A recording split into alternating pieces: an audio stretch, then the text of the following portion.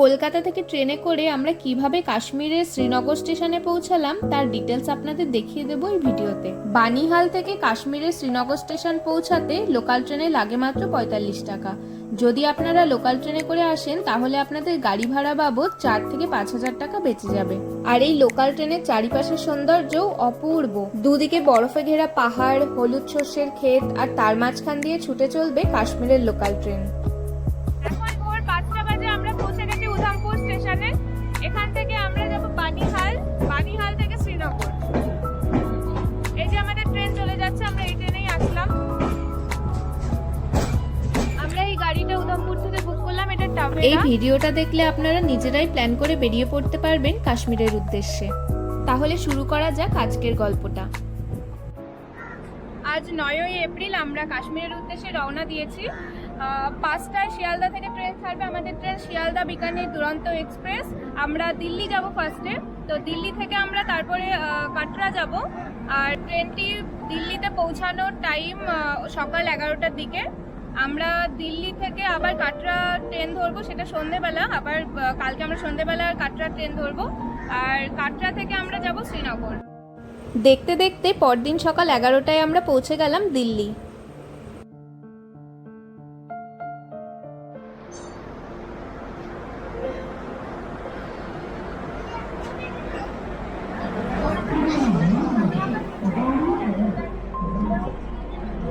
আমরা সকাল 11:30টায় দিল্লিতে এসে পৌঁছেছিলাম।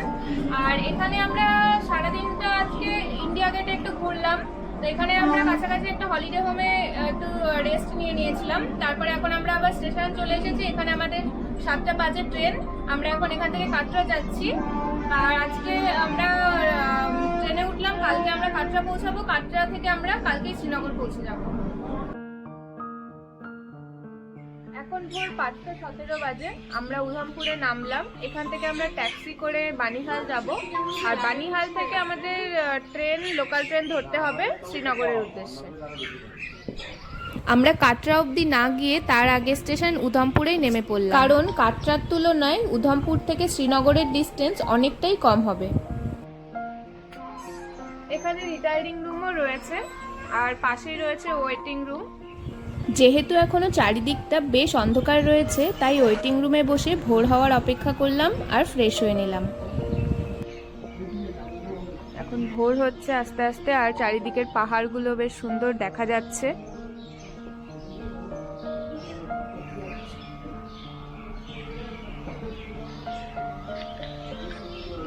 উধমপুর থেকে বিভিন্ন জায়গার ডিস্টেন্স এখানে দেওয়া রয়েছে। আমরা এখন উধমপুর স্টেশনের বাইরে বেরিয়ে আসলাম। আর উধমপুর স্টেশনের মধ্যে কোনো খাবার দোকান নেই দেখলাম। এখন আমরা বাইরে আসলাম, বাইরে দেখতে পাচ্ছি খাবার দোকান আছে কিছু। আর এখানে কমার্শিয়াল ট্যাক্সি স্ট্যান্ড রয়েছে। এখান থেকে আপনারা ট্যাক্সি বুক করে বানিহাল বা শ্রীনগরও যাওয়া যায়। আমরা বানিহাল যাচ্ছি, বানিহাল থেকে আমরা ট্রেনে শ্রীনগর যাব। উধমপুর স্টেশনের বাইরেই রয়েছে ট্যাক্সি স্ট্যান্ড। এখান থেকে বিভিন্ন জায়গায় যাওয়ার ট্যাক্সি পেয়ে যাবেন। আমরা এই গাড়িটা উধমপুর থেকে বুক করলাম, এটা টাভেরা। এটা ৪২০০ নিল। এখানে ইনোভাও আছে, ইনোভা মোটামুটি ৪.৫ নেয়। আর আমরা এখান থেকে বানিহাল যাব, তো বানিহালের ভাড়া ৪২০০ নিল। আর এখান থেকে শ্রীনগরও যাওয়া যায়, শ্রীনগরের ভাড়া মোটামুটি ৮,০০০ মতো। এই গাড়িটির সিটগুলো সবই ফ্রন্ট ফেসিং।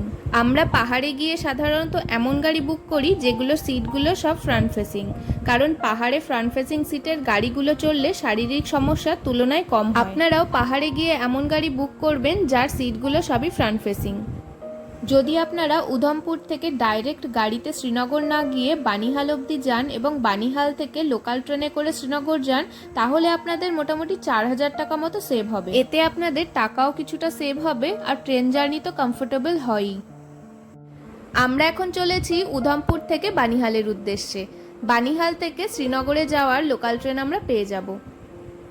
কলকাতা থেকে জম্মু বা উধমপুর আসার সর্বনিম্ন ভাড়া স্লিপারে ৭৫০ টাকা। জম্মু বা উধমপুর থেকে শেয়ারিং গাড়িতে বানিহাল আসতে পার হেড লাগে ২৫০ টাকা। আর বানিহাল থেকে লোকাল ট্রেনে করে শ্রীনগর পৌঁছাতে লাগে মাত্র ৪৫ টাকা। অর্থাৎ আপনি মাত্র ১,০৪৫ টাকা খরচ করেই পৌঁছে যেতে পারবেন কলকাতা থেকে কাশ্মীরের রাজধানী শ্রীনগরে। যেহেতু আমরা সবাই ফ্যামিলি মেম্বার আর আমাদের সঙ্গে 3 জন সিনিয়র সিটিজেন রয়েছেন, তাই আমরা উধমপুর থেকে একটা গাড়ি রিজার্ভ করে নিলাম বানিহাল স্টেশন যাওয়ার জন্য। ভাড়া পড়ল 4200 টাকা। পথে পড়ল বেশ লম্বা শ্যামাপ্রসাদ মুখার্জি টানেল। উধমপুর থেকে বানিহালের দূরত্ব প্রায় 90 কিলোমিটার। পৌঁছাতে আমাদের সময় লেগেছিল প্রায় 3.5 ঘন্টা। শ্রীনগর যাওয়ার পথে আমরা এখানে একটা জায়গায় দাঁড়িয়ে ব্রেকফাস্ট করে নিচ্ছি।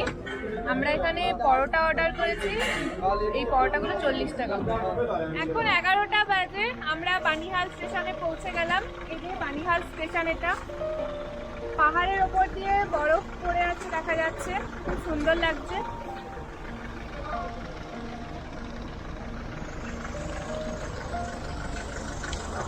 এই ট্রেনে করেই আমরা যাব শ্রীনগর।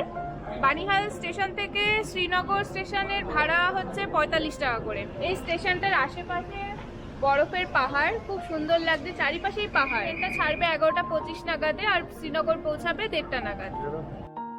আপনারা যাতে ঘরে বসেই বাংলায় সমস্ত প্রয়োজনীয় তথ্য পেয়ে যান, সেই উদ্দেশ্যেই আমাদের এই ভিডিওগুলো বানানো। কারণ আমরা চাই আমাদের এই তথ্যপূর্ণ ভিডিওগুলোর মাধ্যমে আপনাদের ভ্রমণ আরও সহজ, সুন্দর ও সুরক্ষিত হোক। তাই আপনাদের কাছে এটুকুই অনুরোধ, আপনারা যদি এই ভিডিওতে একটি অন্তত লাইক ও কমেন্ট করেন, তাহলে আমরা বাংলায় এই ধরনের আরও তথ্যপূর্ণ ভিডিও বানানোর উৎসাহ পাবো।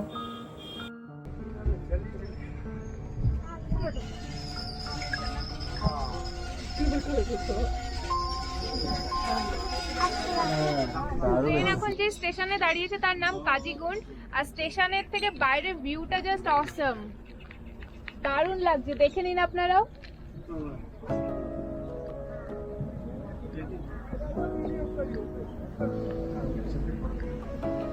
মাত্র 45 টাকার বিনিময়ে লোকাল ট্রেনে করে আমরা কাশ্মীরের যে সৌন্দর্য উপভোগ করলাম, তা এক কথায় বলতে গেলে একদম পয়সা উসুল। দেখুন কি অপূর্ব সিনারি।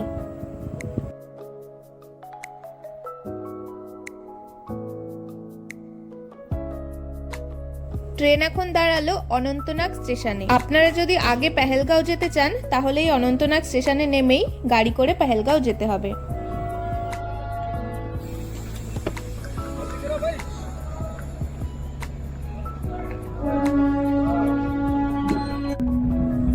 এরপরে আমরা কাশ্মীর নিয়ে যে ভিডিও বানাবো, তাতে আমরা দেখিয়ে দেব কাশ্মীরের সবচেয়ে সুন্দর গ্রাম পেহেলগাঁও।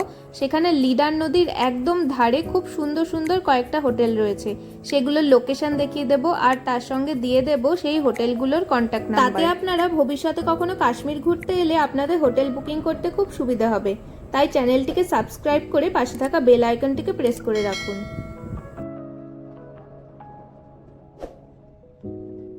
শীতকালে এই রেল লাইনের দুপাশ থাকে সাদা বরফের চাদরে ঢাকা। তখন এই ট্রেন জার্নিটাকে মনে হয় যেন সুইজারল্যান্ডের ট্রেন জার্নি।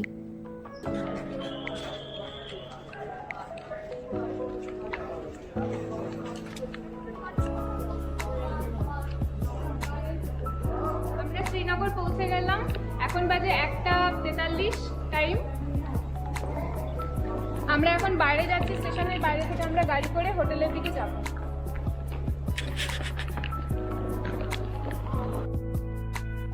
শ্রীনগর স্টেশনের বাইরে প্রচুর অটো আর গাড়ি দাঁড়িয়ে থাকে।